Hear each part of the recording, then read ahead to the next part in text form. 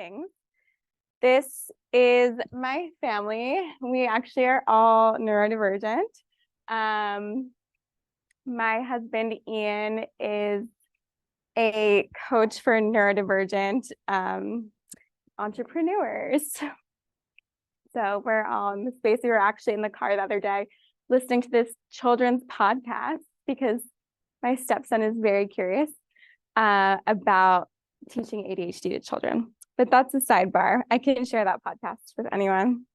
So a fun fact, growing up, I'm from New Jersey, and growing up, I was always in co-taught environments. So you can imagine coming to California 10 plus years ago, it was really shocking to see that SDC was the norm, or, resource room. So this is super blurry, especially when it's blown up, but these are my two fourth grade teachers, Mr. Rodriguez and Miss Sayani. And that, if you can believe it, it doesn't really look like me in there. They were like my first example of what co-teaching was. And I loved having two teachers, and I've always advocated for that my whole career, because two teachers, like, what kid wouldn't want that, and what kid wouldn't benefit from having two teachers? It's not just for the students that are classified. And though I've shared that I am neurodivergent, I was not identified at all during that time. Yes? At an elementary school level, in a public, oh, sorry. Thank you.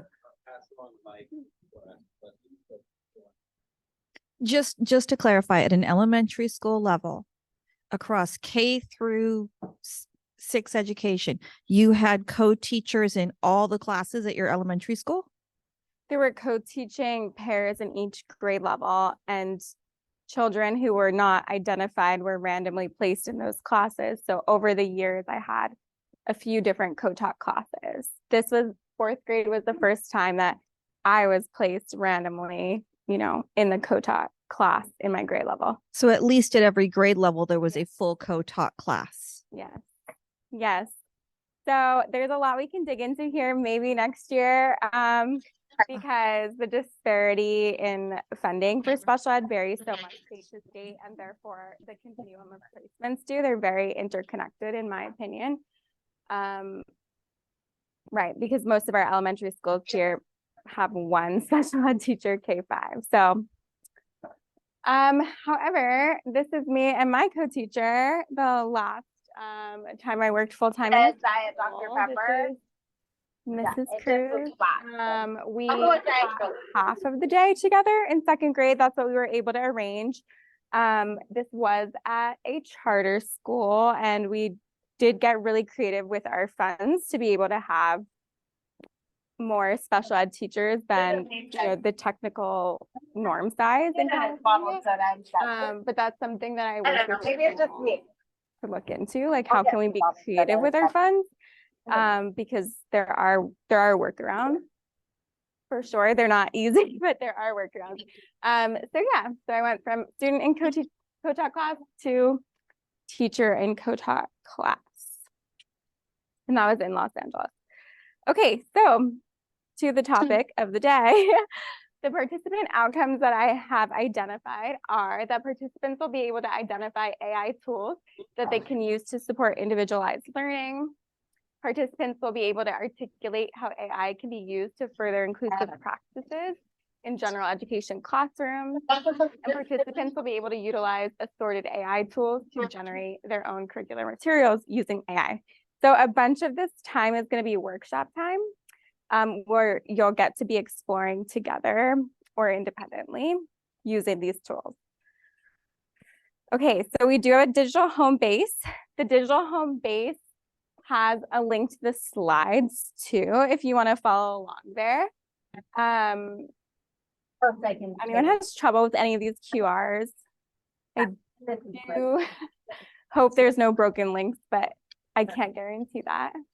My hotel actually had really, really poor Wi-Fi, which was a bummer. So a couple of things might be left behind. Let's do number 4. I'll get to number 4. Okay. Number 4. Can I just see a show of thumbs if you've been able to access it? Okay.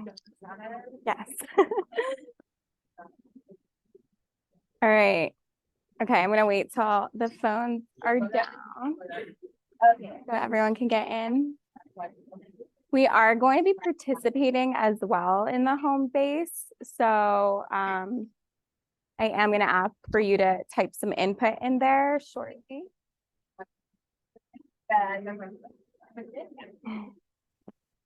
Okay, good.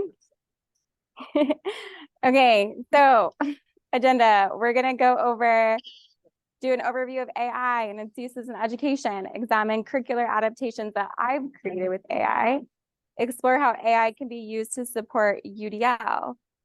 We're going to have participant work time, and we're going to share out and collaborate and have a closing. Okay. So another disclaimer, I use ChatGPT to define this. Okay. What is AI? Artificial intelligence, or AI, refers to computer systems and software that can perform tasks that typically require human intelligence. These tasks include things like learning, reasoning, problem solving, understanding natural language, and recognizing patterns. AI technologies are designed to simulate human cognitive functions. Okay, and as soon as you look up anything about AI in education, it's going to say, this doesn't replace humans. Make sure that you read over everything. You go through it before you give it to students. Don't put students' personal information in there.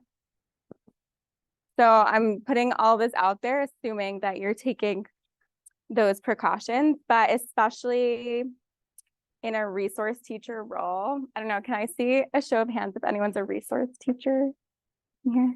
Okay. Ooh. Other special ed teachers? Dual. Admin? Okay. Cool. Gen ed teachers. Okay. All right. Well, the lens I'm kind of looking at this through is a resource teacher, where, you know, you're working in a school that hasn't implemented UDL and you have kids in your class, or you have kids on your caseload who aren't accessing the content that's being taught in gen ed, and you can't be there to co-teach or provide that push-in support. So, and you're strapped for time. So you know, might use AI to create adaptations. Same for gen ed teachers too. Like, you know, you notice, okay, whichever student isn't able to participate, this is a quick way to find something or create a tool that can allow them to participate. Okay, so generative AI is coming up a lot lately. Generative AI is a type of artificial intelligence technology that can produce various types of content, including text, imagery, audio, and synthetic data. McKinsey Consulting describes generative AI as having the potential to drastically change the way we approach content creation. I do believe that AI tools will drastically change how teachers lesson plan. Okay, so right now, I want to know, on a scale of jack-o'-lantern, how are you feeling about AI?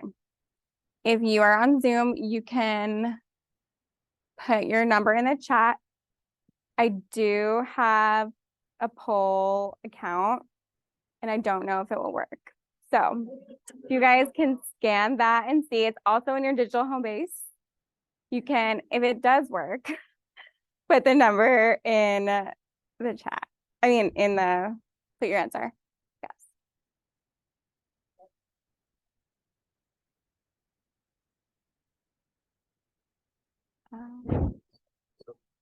Great.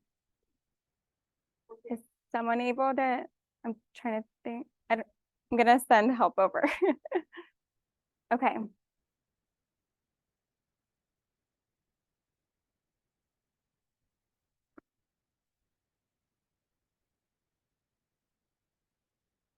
All right. Here are your answers coming in. Wow. Getting a lot of fives. Let me go back and see what 5 was. Ooh. All right, I expected that. Okay, second place is twos. Let's see. Ooh, all right. I love that. Okay, so twos, my goal for you is to get to 4 maybe by the time you leave here. 5, maybe to 1. Awesome. I guess third place we'll look at, we have 3. Ooh, 3 is pretty fierce looking. All right, thank you everyone. Oh, I don't know if anyone had this experience. So I thought ChatGPT was just like Smarter Child on Instant Messenger. I don't know if anyone ever used Smarter Child. No, it was like an instant messaging account that you could use that I used as a child, and you can just ask them silly questions.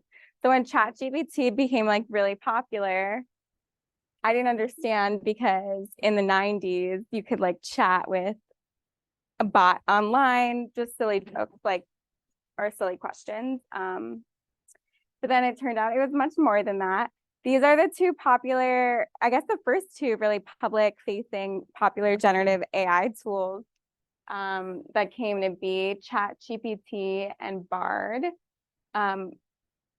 Bard is the Google version. I have used both of them, but I tend to gravitate towards ChatGPT. What I like about ChatGPT, and I believe this is the same about Bard, but it saves your whole history in every conversation you have. So when you ask it a different question and you open another chat, whatever you asked it the other day is still saved there. So you can keep going back and reference. Or if you're want to discuss that other topic from a few days ago again, maybe you're talking to it about a science unit or something, and you need to go back to it, you can continue that conversation. But I'll tell you more about how I've used it. So AI powered tools can be used to assist educators in planning, generating, differentiating, adapting and modifying, and individualizing curriculum with just a few clicks. AI tools can also be used to create rubrics, assessments, and choice boards. At this point, we are going to go into our digital home base, which I see a lot of you are in, and we're going to add to this collaboration space. So if you are on the home base, go ahead. If there's something that stands out to you from your conversation, your turn and talk about how you've used AI tools, let's add it in so that we can all see it, please.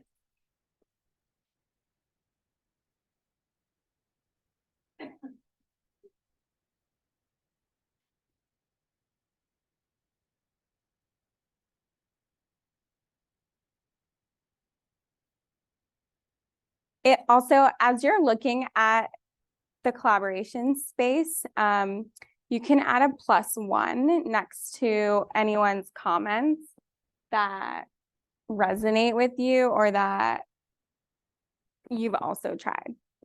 And somehow we changed the box color. Okay, it's okay. Ooh, okay. So I'm seeing people have modified chapter books. Oops.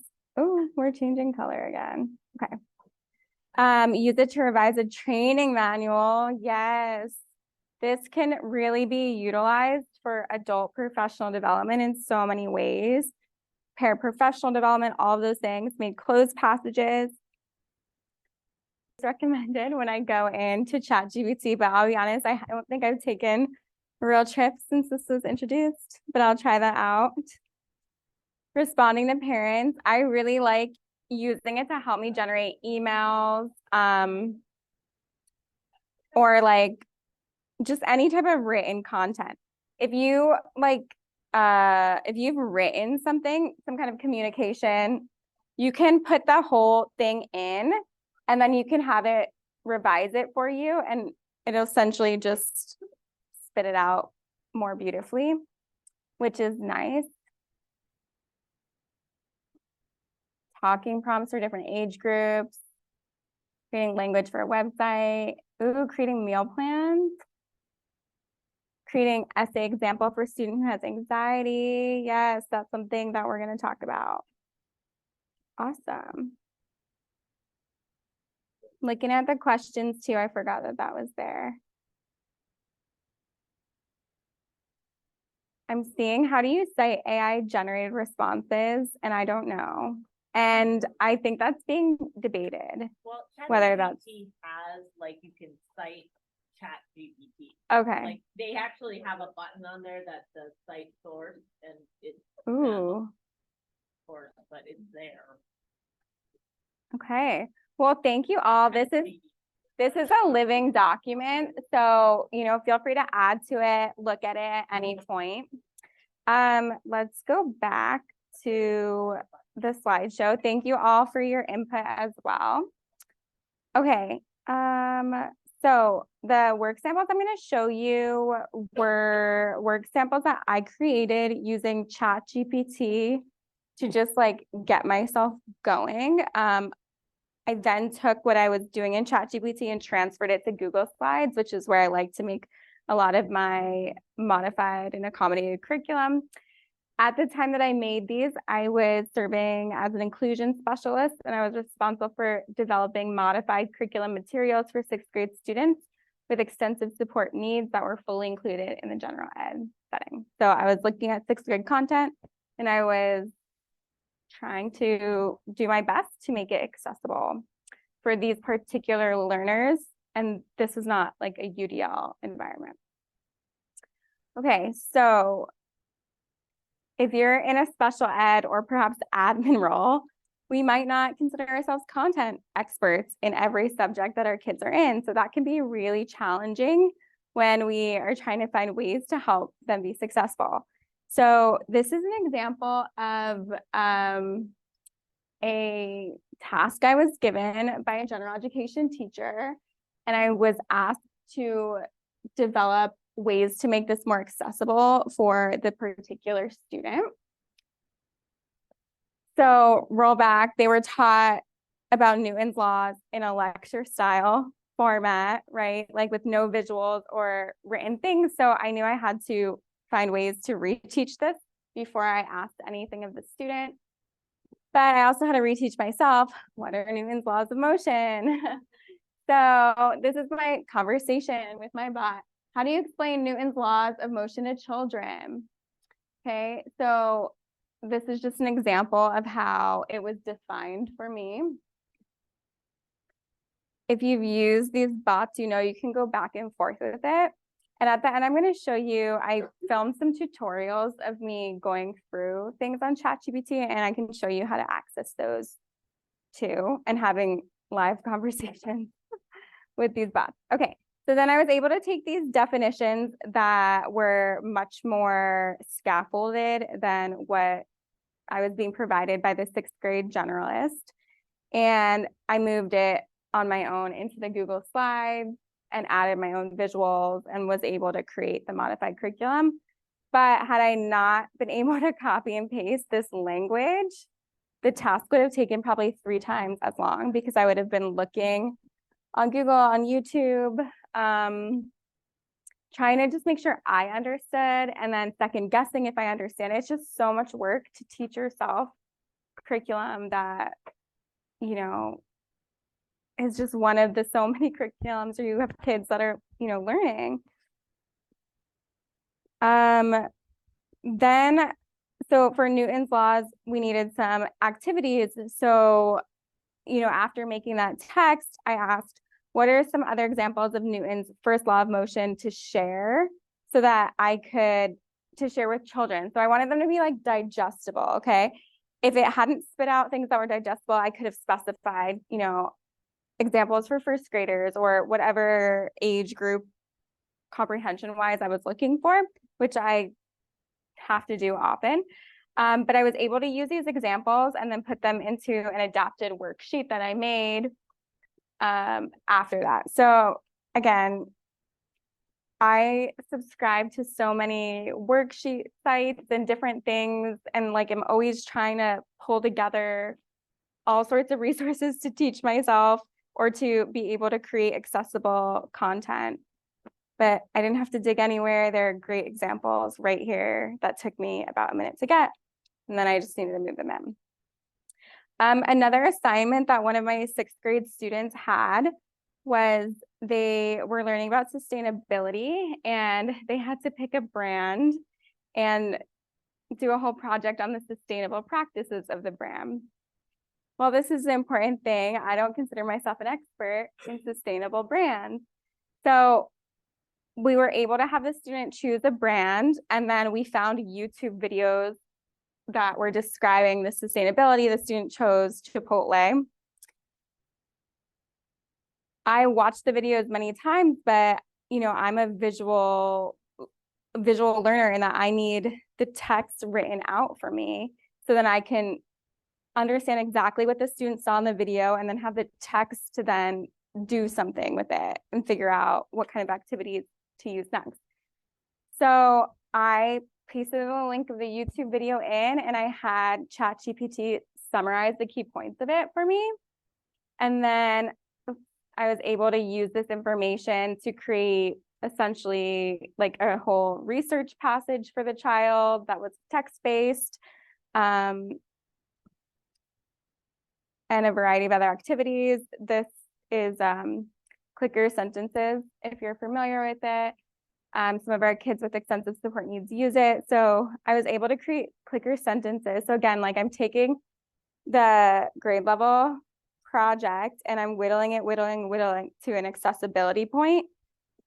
And the student is required to put these sentences together, but had I not had this text, it would have been so much harder for me to be able to create this. And our teachers are so short on time. Like, I feel like this is going to be a game changer for getting our kids the adaptations that they need and also getting time back from our teachers. And this is just like the surface of what it is and what it will be. Okay. Question? Yes, please. Do we have the mic? Thank you. So this was done on ChatGPT. Yeah. And so can you use the free version to do that? Yes, Or- thank you for asking. Okay. I have not paid for it. I'm open to paying for it, but there's nothing, I don't quite understand what I would do that I can't do right now on the free version. And the free version, it's also app-based now. I use it on my desktop because I'm usually copying and pasting information and dragging it somewhere. But I know a lot of people do use it on their phone. Something else I will say, the paraprofessionals that worked with these students that I was modifying curriculum for also didn't have grade level content knowledge. So they started using the app to be able to reframe what the teacher was saying for them so that they can then explain it to the students that they were working with at a level that made sense for them. So I know a lot of schools are, talking about like blocking this and limiting access, but I do think it's a really important resource, at least for the adults to be using who are in the room. So I think it was some science topic, and she knew that if she explained it to the child or the definition the way that it, the child wouldn't understand it. So she asked it for the key points, and they were able to progress instead of getting stuck there. This is a pre-writing assignment or pre-writing graphic organizer for a sixth grade class. Pick any persuasive topic that you want, write the pros and cons. I also have a tutorial of some of this too in a video that I created that I'll share with you later. So the student with support was able to pick that they wanted to write about having animals at school and why animals should be allowed at school. It's great. They could write about anything that they wanted. So that was nice that he was able to write about a high interest topic. But I didn't really want to, I have to give him the research materials. There aren't a lot of videos about why you should have animals at school. There aren't, if I Googled it, there aren't articles. And if there are, they're not at a reading level that's accessible for him. Even if you, put the read write extension on, it's like comprehension wise isn't helpful. So I had ChatGPT create a a list of pros and cons of having animals at school, because they were also learning about counterclaims. So we also had to come up with why you shouldn't have animals at school. And yes, these are things that, if I was a first grade teacher, I might chart out with my class, whole group, and like we do this whole activity about, but that's not what's happening in the sixth grade class. And I want my kids to be able to participate in this assignment. So I was able to take these pros and cons, and I created a sort to help him just dig into the content. So I was able to copy and paste it, turn it into a cut and paste activity, and add the other supports, that visual supports that I knew he needed.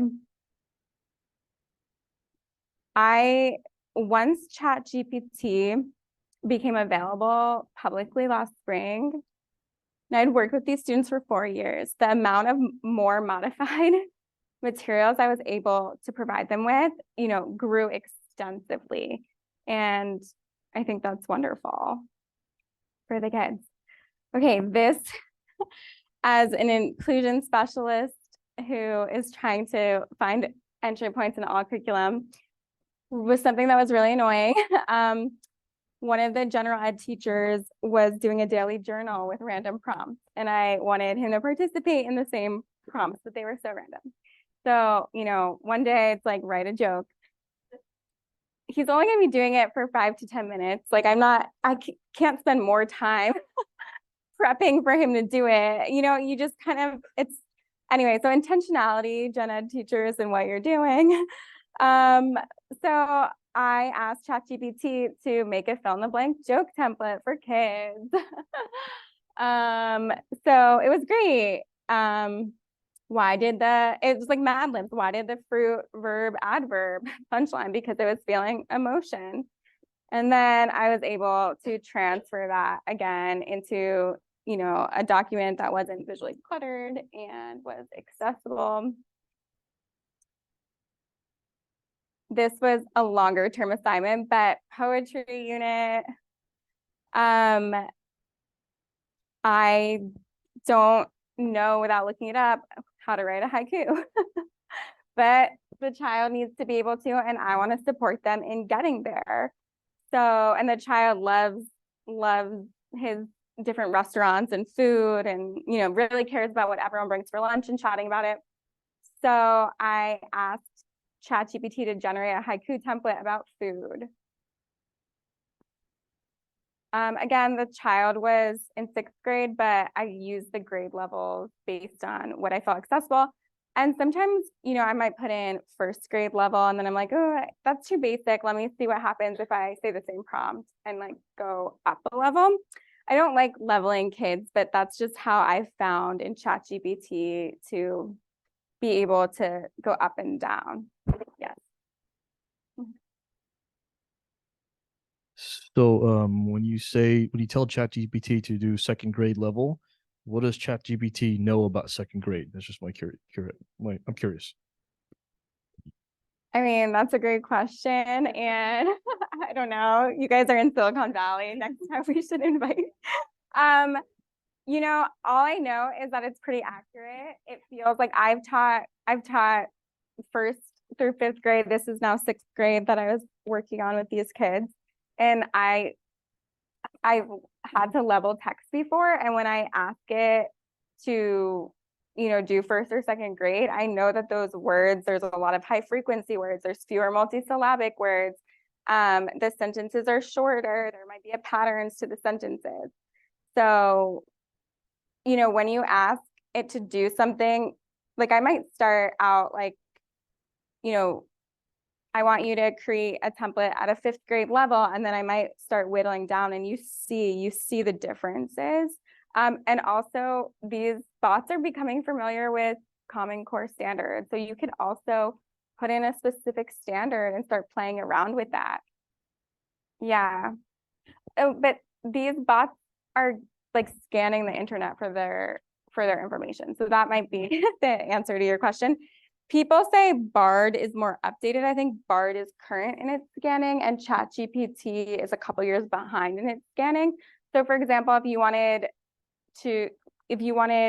specific research or facts to be pulled up, which it can do, there will be like a cap at where ChatGPT can go, although I believe the paid version can go further. Okay, someone, yeah. Someone mentioned adapting books. So, hate saying it, but the school was really textbook dependent. This is how they learn social studies. So I was able to create separate texts about the topic. I believe that I have this digitally and I copied and pasted the writing. So it's really important to have materials digitally so that you can highlight, copy, paste in here. And I asked them to summarize and condense this text to include only the key points and to write at a second grade level. So I did that for each section. And again, like with the slides, you have them forever on the home base. So feel free to go through and read the examples a little bit more so that you can see the differences between the original and then what happened. I know we're already running low on time, so I want to get you guys to practicing. Okay, so this is what I ultimately created with it.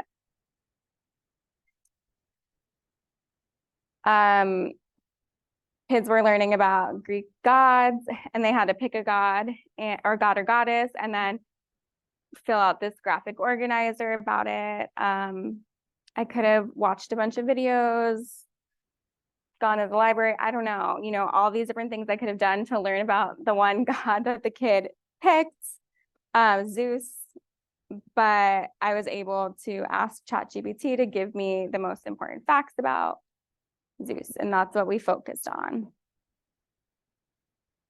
I was wondering which program, or maybe there's something that I can integrate. I'm working with a lot of students that are very challenged, and I want mostly visuals, and graphic organizers that are highly visual. This still looks way too techie to me to get the children to kind of wrap their heads around it and make it feel really warm and friendly. And I really specialize in writing, because if I can get them writing, then they build their confidence to go back and start reading. Yeah. So I will say I've used this for my research and for my idea generation, and then I make it warm and fuzzy separately in a lower tech way. I do believe there are other tools coming out that do more graphic organizers and visuals, but I feel like if anyone finds one that makes like a beautiful visual for children with learning differences, I would love that. Uh-huh. But ChatGPT just runs the image generator. Mm-hmm. So I want to code that, it'll actually generate the image. Yeah. There's new updates all the time. Thank you for sharing that. Okay, I am gonna skip ahead because I want you guys to have a chance to explore, and I have more examples than I thought. Yes. I know you've been working with children who are a little younger, but have you had children try ChatGPT themselves to get some of their information? So I have not, but I was just talking yesterday to another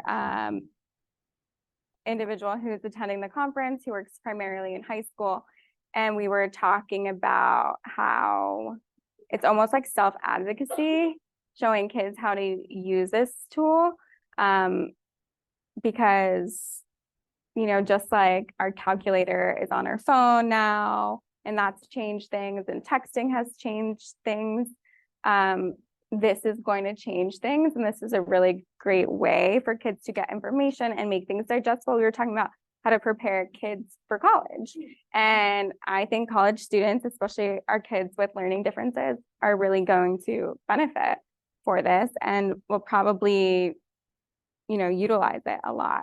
And we're going to see that more and more. So long answer, I've not personally had that experience. Yes. I feel really silly, but I've never used any of these programs. So what is the background or or how do you know if they're reliable resources? I don't know anything about it. Like to me, I picture Wikipedia and anyone can post on there, but maybe. Yeah.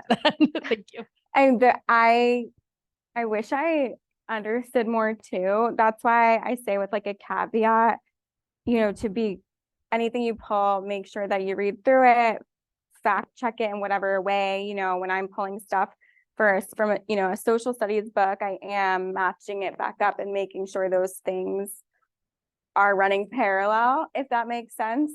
Yeah, that's what I can say. It's not, there's no one like posting to this, so it's luckily not user driven in that way, I don't think.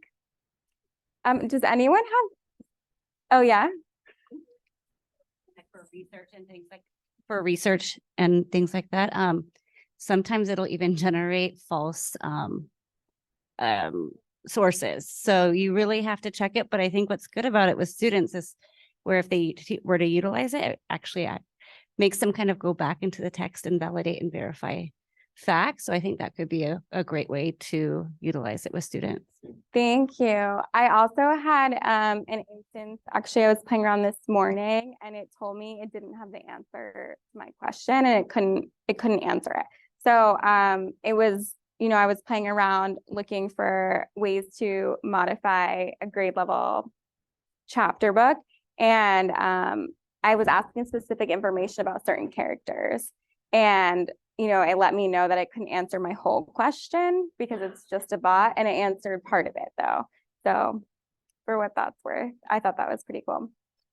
Okay, really quick, maybe we'll just move to the home base instead of the turn and talk. Let's add something to the home base that you would like to try using ChatGPT or Bard to do now that you have seen this. So we'll go back into our home base, and if you have something you want to try, let's input it. We'll take 2 minutes.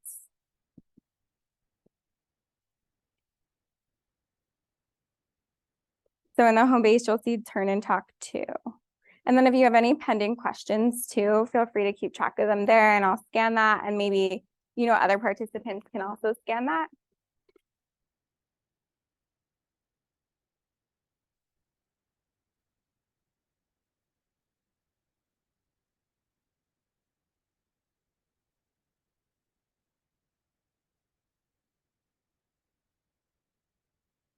Okay, I'm seeing like informational PowerPoints. There are tools that are coming out that design full PowerPoints that would be fun to play around with.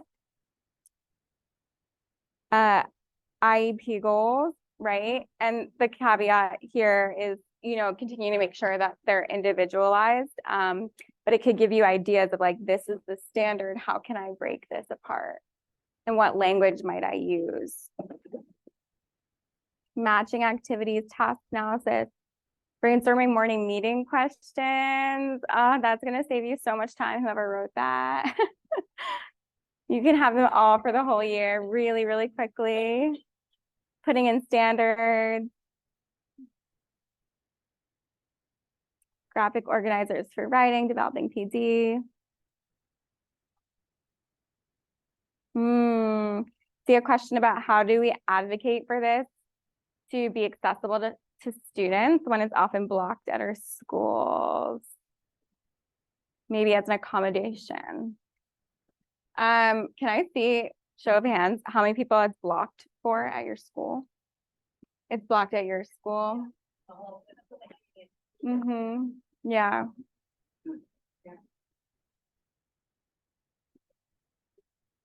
I don't know. I don't have a good answer to that. I think that stuff's just going to keep developing. I think this summer, a lot of people were fearful of it. We're 2 months past that now. There are specific education tools that I'll share with you in a moment that are coming out. So I think that it was like a hyper precaution blocking these things, but I imagine that teachers unions and other curricular directors, I don't know, would start advocating otherwise. Okay, so again, this is a fluid document. Feel free to add things and check out what anyone else has put in here. Okay, so real quick, I've started to play around with how to support UDL with Chat GPT, and by no means is this an extensive list of things that you can do. But I think it is a jumping off point if you're really trying to wrap your head around what is multiple means of engagement mean, what does multiple means of representation mean, what do multiple means of action and expression mean. I'm going to go ahead and skip a little bit. I know we've all had UDL overviews this week already. Okay, so here's an example for multiple means of engagement. So for multiple means of engagement, we want to think about how learners will engage with the lesson. So I just straightforward provide multiple means of engagement for a 6th grade science lesson about electrical currents. Again, the textbook was kind of the only option there. So I was curious to see, if we could redo this, what other options can we have? Also, when you're talking about elementary school, every teacher is teaching every subject, and there's, a teacher might be like great and creative with teaching social studies, but just doesn't have the content knowledge for science or math. And I really think this is a way to kind of make that more even. I've been in so many classrooms where it's just really robust and energetic for one subject, and then another subject, they're just at their desk doing the textbook. And I know that teacher knows that that is not the best thing, but they don't know what else to do. So I think this is really important. So the actual screenshot was too long to put in, so I just copied and pasted it into a chart. But right away, it spit out all 8 of these ideas: hands-on circuit building, interactive simulations, inquiry-based labs, field trips or guest speakers, gamified learning, storytelling and scenarios, debates and discussions, case studies. If there were any of these that were interesting to me, I can ask it to tell me more or give me specific activities, that could be a debate or those kind of questions. Usually you're not going to get what you want in the first question, the first answer. And if you do, you're probably going to be curious and intrigued to just keep chatting anyway and see what other ideas come up. For multiple means of representation, we want to think about how information is presented to learners. So same topic, I said provide multiple means of representation for a 6th grade science lesson about electrical currents. And, some of these things may seem basic to us, like visual aids, but we know a lot of our teachers aren't doing this. So providing visual aids, diagrams and charts, text-based materials, interactive simulations, hands-on experiments, videos and animation, and read aloud. You can also ask it for examples of those. Oh, what read alouds do you recommend? What videos, do you have any videos about this? So I know I haven't used it for those recommendations, but I know that that's something people have told me that they're doing. Multiple means of action and expression. We're thinking about how learners are expected to act strategically and express themselves. So this one I was able to copy and paste. What's funny is some of these screenshots, because it saves all your chat. So I really asked it this question when I was modifying curriculum in the spring. And at that point, it wasn't able to put information into charts. So I had to put it in my own chart for all of you. But I had never asked it about multiple means of engagement, of action and expression. So this one I more recently did. And I asked it to create a choice board for electrical circuits. And it actually was able to create a chart. Yeah, so I had trouble copying it into a Google Doc and it's staying in the right format. So I had to screenshot it here, but I'm sure there are workarounds for all of that. And that'll be something that will continue to evolve. It was also able to generate a 4-point rubric to use for assessing these activities. And they put it in a chart as well. I had trouble copying, pasting it. Again, we want to be able to go through these with a fine-tooth comb, but this is a jumping off point. It's like when we give our kids sentence starters, like we all deserve sentence starters and graphic organizers, but oftentimes we're either provided with, this whole dry curriculum or do it all from the beginning by yourself. Okay, so we're going to skip the next turn and talk. I want to show you some other tools that I've seen hyped up, and that I'll be honest, I haven't played with, although I've made accounts on most of them, but realized they deserve my like extended time to explore them. So magicschool.ai, and see, this is why I feel like schools are going to have to unblock some of these things, or maybe some of them aren't blocked because there's new ones always popping up. Maybe try out one that's not blocked first if you're in that scenario. This one is all, this is geared towards teachers, lesson plans, presentations, assessments. A lot of people are using these for assessments. Again, I have not had experience with these apps, but those are the things I understand that they do, and that's why I put them on here. Gamma, someone said PowerPoint. This, you give it a topic and it can spitball a whole PowerPoint about it. Again, you can then save it to your Google Drive or download it and then adjust things. Someone was asking about images though. Like if it's creating a PowerPoint, it also has the images. So there could be something hybrid you can do to make things feel more soft for kids, right? Diffit is specifically used to adjust the text level. So you can put, any passage, text, whatever it is in there, and then you can raise up the lexile or lower the lexile. You can do this on ChatGPT too, and some of these other tools also have it. So I'm not quite sure what the web organizer. Ooh. It makes like graphic organizers and questions and other things. That's how it's different. Oh. Yes, for now. I don't know Yeah, how a lot long of it them will be, but they for can- now, yes. Or they give you a certain amount. Thank you for sharing that. I think that Gamma, maybe you can create 5 or 10 presentations for free before you have to buy more credits. They're all a little bit different. I think there is some kind of paywall on Magic School as well. Canva, a lot of people are using Canva in the classroom. Canva just launched all their AI tools a couple weeks ago. I think there's like a plethora of them. I went in there and didn't really know where to start. So I decided I'm gonna table that for when I can explore more. Now this one, Tuesday night in my hotel room, I saw someone post this one, Elena AI. And Elena AI is specifically for educators. She went through a tutorial and I realized again, there's so much that I need more time to play with it. Oh, sorry, I'm not in slideshow. Make this bigger for you guys. Okay, so this one, you can make lesson plans, unit plans, learning activities, rubric generator, email generator, syllabus generator, quiz generator, text rewrite tool, ELA lesson. There were more, like I could have kept scrolling. There's like class newsletter. Again, caveat, we don't know the quality of these things right now.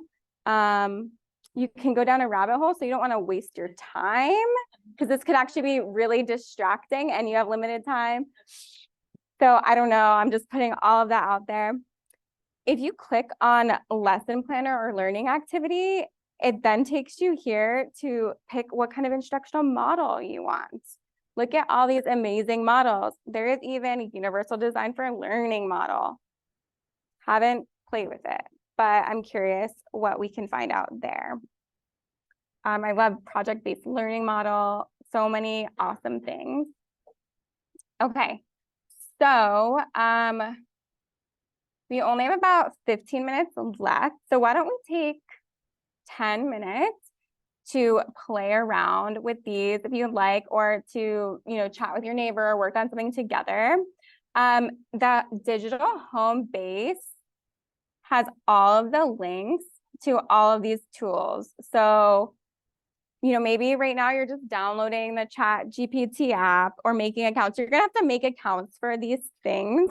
So maybe pick one and get yourself set up so that, there's one less barrier when you get home to trying these things out, or spend time looking up videos on these, or reading reviews of any of these. But these should be direct links if they're not broken, down at the bottom.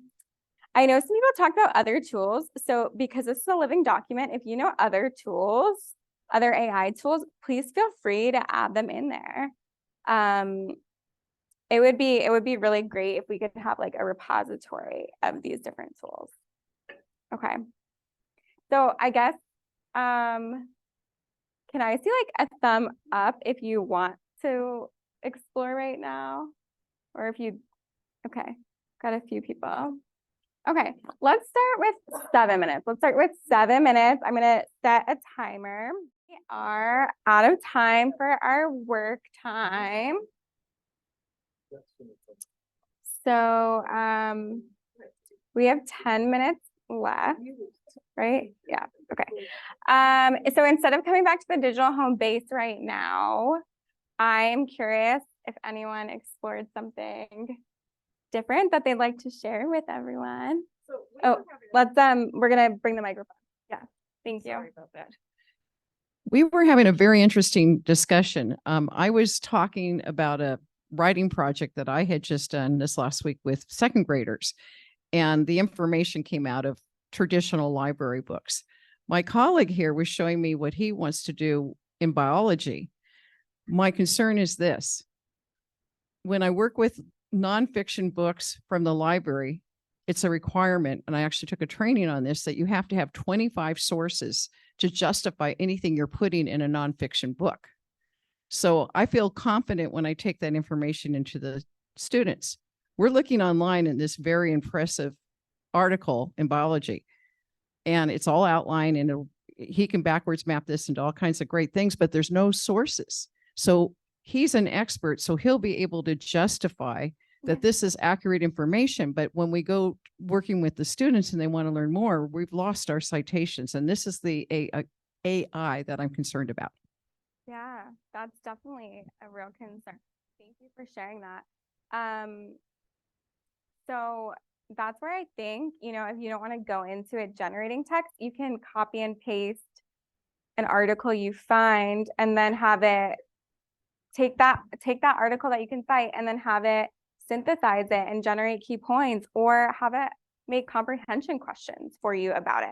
So then you're not relying on the information that AI has created. So that would be a recommendation. Also, this is not AI, but those iPhone users who are iPhone users, do you know that you can scan text in your notes app? So you can go to a book. So in my notes app, I wish I had like a projector here. You have an option to scan text. So I can put this over a book from the library and then like digitalize the text. Then it's stuck in your notes app and you have to get it to wherever you need it. There might be a faster way than what I do for that, but it's pretty accurate, So for those kind of materials that we don't have a digital version, we can now scan it and make it digital, which is really exciting. Did it also wait for it to summarize in the notes app? Oh, built in. Yeah. No, That is so cool. Okay, I have lots of homework tonight. Did anyone else want to share something that they discovered or? Okay. Okay, so I did mention the caveats throughout. These are just the things to be mindful of. Lack of expertise, possibly from these AI tools. And again, most of them say they're beta version. So that means they're not in their finalized version yet. So we do need to be extra cautious. We are testing it out. Misinformation, privacy, and data security. That's definitely really important when we're working with, students with IEPs. People were mentioning perhaps having it help with goal generation and just making sure that obviously we keep names out and other personal information. Again, we want to make sure that we're looking for individualized solutions. This does not replace human expertise. And we need to be aware of potential bias and fairness of AI, because those are conversations we're having as humans now about bias and fairness. And so whatever sources that they're pulling, we have to recognize that perhaps those sources haven't been curated in the way that is most appropriate. Okay, we're gonna skip this on the poll thing because I have to do something on my end, but show me on your fingers. Now that we've done this, are you feeling a 1, a 2, 3, 4, 5, or a 6? I wanna know. If you are on Zoom, put it in the chat. Okay, let's see. I'm seeing a lot of 2s, 3, 4, another 2, 2. Okay, 2s, 4s. Okay, someone. So 2, yes, 4. Wow. All right. This is great. Okay. So I did make some videos on Loom with ChatGPT. I told you guys that I want to explore some other tools. So I plan to keep making videos now that I know how to do this and link all of it and everything. So essentially, if you scan this QR code, it will take you to my website, have you put in your email. You'll have to check the box to receive emails from me. And then again, if I linked everything correctly, it should send you right away 3 Loom videos that I created for ChatGPT. There's one about making word problems. I know I shared a lot of more writing and reading based examples, but bringing the math in, I think that's really cool, a place we can go. So making word problems, developing comprehension materials for grade level text, and then I did see this, developing like writing templates and materials. So I did see that as a question and we didn't really hit that. I think I skipped through that. If you are on a desktop, this is the link that you'll need for that. And then once I have your emails in there, then when I create new Loom videos in the next few days, I can push them out to you. So let's keep in touch. I mean, there is just such a wealth of knowledge in this room. I can't believe the conference is over and there's so many people I haven't talked to. So please, please, please reach out, stay in touch. These are a few ways you can keep up with me. Email, website, LinkedIn. I'm trying to use LinkedIn a lot more. I know educators don't always use it, but actually I'm really liking it as my primary social media these days. Lots of interesting education articles and things that people post there. So connect with me on LinkedIn. I am on Instagram too. And then I just want to invite you also to schedule a follow-up call about this or about anything inclusion related. So I have a Calendly link here, and it will just take you somewhere. You can pick a time that works for you. And I'd love to just have a chance to chat with as many of you as I can because I didn't have time today. Is that my last slide? Oh my gosh, guys, I didn't show you one more resource, sorry. I can't believe it. I created sentence stems for you and I meant to show you this before work time. This is in the digital home base. So keep the digital home base somewhere. I tried to like create a template, if I was creating a resource for kiddos. I tried to create a 3-point formula. Let's see. Let me try it in Zoom here. Oh no, anyone? Okay. Okay, so I think I found a formula for inputting prompts into ChatGPT. And as I was developing this and looking through my own searches to see what was most successful for me, I realized it's kind of like revising your resume because you're going to start with a verb and you want to kind of vary your verbs. So the formula goes verb, noun, conjunctions, and nouns. So here are some verbs that I found helpful. Summarize, simplify, compile, write, generate, make, create, lower, increase, list, provide. Really like list. I don't think I talked about that much. And then these are just kind of items, the noun column that I've had it utilize to then create the adaptation. And then the conjunctions and nouns would be more like explaining the content or what level or any information about the student need. And then my experience using AI for UDL is limited, but ChatGPT helps me create some sentence stems for researching. And I will say it's research. I'm going to argue it's research. Or exploring what it can do for UDL. So that is it.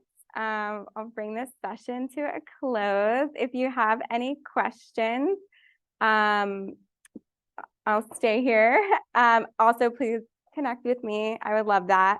And again, in the chat too, thank you so much. If you're on Zoom today, thanks for participating.